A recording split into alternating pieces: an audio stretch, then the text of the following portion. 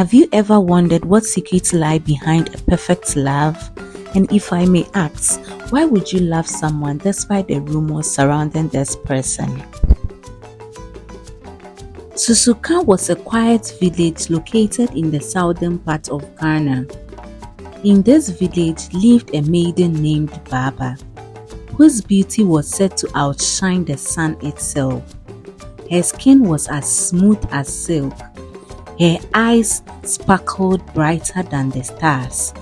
She was the pride of her mother, Aba, and every young man in the village wished to win her heart. But Baaba had fallen in love with a mysterious and a wealthy man named Osabutey. Osabutey was tall, with an attractive body shape and piercing green eyes that could make anyone's breath catch. He was one of the richest men in the village, living in a grand mansion on the hill that overlooked the valley. But rumors about how he made his fortune filled the air like smoke from a fire. The villagers whispered that his wealth came from dark, strange places, and perhaps his fortune wasn't earned in honest ways. Yet no one dared confront him, for he seemed much of a great influence to the villagers. Despite the suspicions surrounding him, Baaba found herself falling deeper in love with him every day. Baaba's mother, Aba, who was known in the village for her vivid dreams, had begun dreaming of Osabutey every night. In her dreams, Osabutey was no longer the charming man the villagers knew. She always saw this dark, shadowy figure who would wrap his hands around her throat, tightening until she awoke gasping for breath. Aba would narrate her dreams to her daughter each and every morning and warned her to stay away from Osabutey. She would say, "I see him in my dreams. Baaba, he is dangerous. You must not trust him." But Baaba, blinded by love, dismissed her mother's fears. "They are just dreams, Mama. Osabutey is kind to me and he loves me. You don't know him like I do." Aba begged her daughter to find another suitor, but she refused to listen. As Baaba's bond with Osabutey grew, Aba's dream grew darker. In one of her recent dreams, she saw Osabutey standing over Baaba's lifeless body, his hand stained with blood, his expression cold with empty eyes. Aba woke up screaming that night with her heart beating very fast. "I have to act now," she said. The next morning, Aba saw Osabutey in the market and she decided to confront him. "I know who you are. I don't know how you hide it from others, but I see you and I see what you are capable of doing. Stay away from my daughter." Osabutey only smiled and said, "Your dreams are just dreams. I love your daughter and I'm going to marry her," and he turned away. Months passed and soon Baaba stopped coming home. She spent all her time in Osabutey's mansion. No one saw her anymore, not even her friends. One evening, after Aba's terrifying dream, she decided she could no longer stand idle doing nothing. She gathered a few trusted friends and made their way to Osabutey's mansion, determined to bring her daughter home. When they reached his mansion, Aba saw her daughter standing by the window side, and she rushed to her. "Baaba, I have come to take you home. I know you love him, but he is a dangerous man. We have to go." Baaba shook her head. "Mama, you don't understand.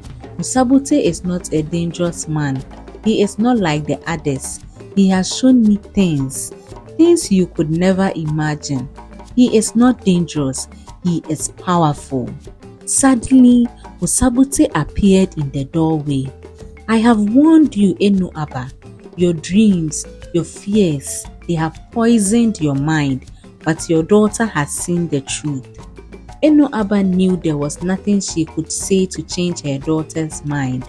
In one final attempt, she leaned towards her daughter, grabbing her by the shoulders, Please, Baba, you have to come with me before it's too late. But Baba stepped back, slipping from her mother's grasp. It's already too late, Mama. In that moment, Enoaba knew she had lost her daughter to Osabutey and to his darkness, and no matter what she said, nothing will bring her back. She had no option than to leave the mansion, crying with her friends consoling her.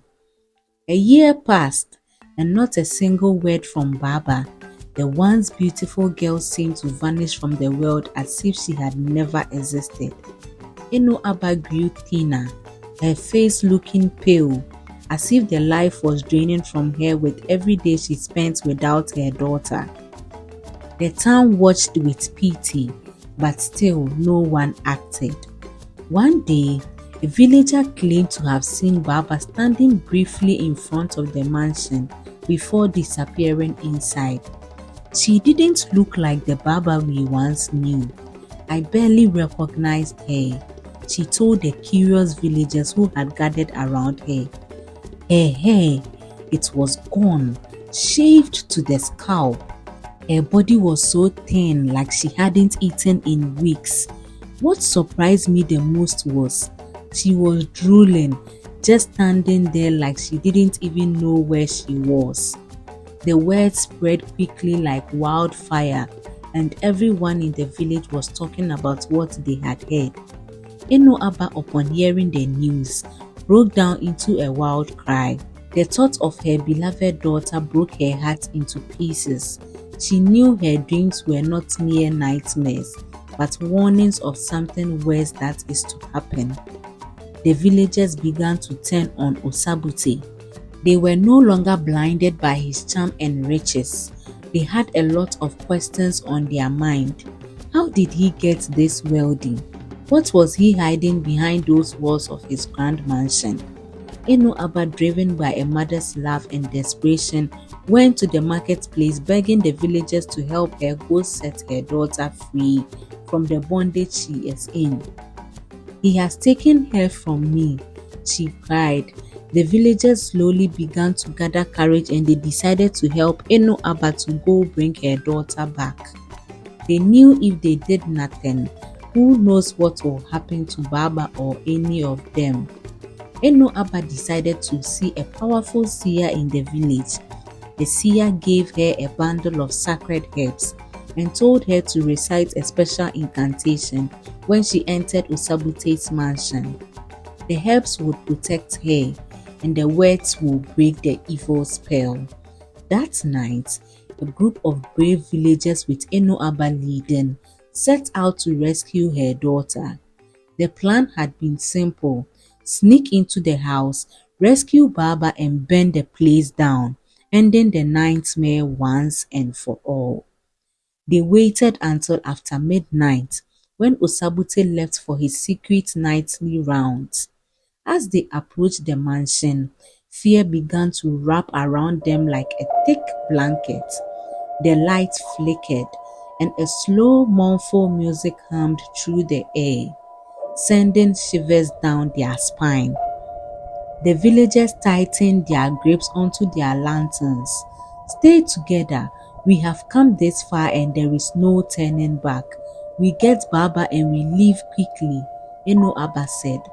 They tiptoed inside, dividing into groups to search the many rooms of the house. But as one group entered a room, they were met by two massive cobras, as thick as tree trunks and ready to strike. The villagers ran for their lives, but two of them weren't fast enough. The snakes lunged, their deadly fangs sinking in and leaving the villagers lifeless on the floor. Enoaba heard the screams and knew they had to act fast. She pulled out the herbs given to her by the seer, whispered the sacred words under her breath, and dropped the herbs.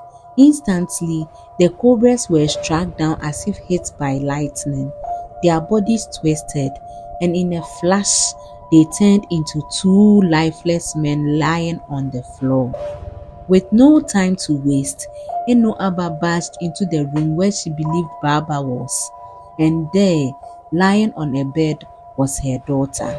But Baaba was no longer the radiant beauty she once was. Her eyes were empty, and she couldn't even speak, only drooling, weak and broken. Eno Abe's heart shattered. "It's me, Baaba, your mother," she cried out to her daughter, holding her close, but Baaba could barely respond. The villagers, thinking they had won, carried Baaba out of the house, but as they approached the entrance, a tall, shadowy figure appeared, blocking their way. It was Osabutey, his face twisted with a wicked smile. "You think you can escape?" He laughed, his voice booming like thunder. "You think you can outsmart me?" Suddenly, the air around them grew thick and foul. The villagers began to collapse one by one, as if the very air they breathed had turned into poison. Enoaba watched as her friends fell, but she refused to give up. She chewed the herbs the seer had given her, spat the juice at Osabutey, and shouted the incantation. The moment the liquid touched him, Osabutey let out a scream so loud that it shook the earth. His body fell hard to the ground and vanished into thin air, leaving only silence behind. The spell was broken. The villagers who had fallen earlier woke up, gasping for air, their strength slowly returning. They began to cheer, jumping up and down in jubilation. They had defeated Osabutey. Together, they carried Baaba back to the village. They set the mansion on fire, and as they looked back, they watched the mansion burn to ashes, a symbol of the end of the nightmare and the start of something new. For weeks after, Baba remained bedridden, her body weak with her mind clouded, but with the help of the village best herbalist, Baba slowly began to heal. It took a full 6 months, but eventually she returned to her old self, the light in her eyes shining bright once more. The villagers celebrated their victory, but the lesson they had learned stayed with them forever. They knew that all the wealth, charm and beauty in the world could not match true evil. All that glitters, they say, is not gold. And so, as Baba and the village learned, not everything that shines is gold, and sometimes the greatest battles are fought not with swords, but with courage and wisdom. Thank you for joining me on this journey. If you enjoyed this story and want to hear more thrilling tales, mysteries and adventures, don't forget to hit the subscribe button and also turn on your post notification bells as well, so you get notified anytime I upload a new video, because there is plenty of more to come and I bet you don't want to miss any.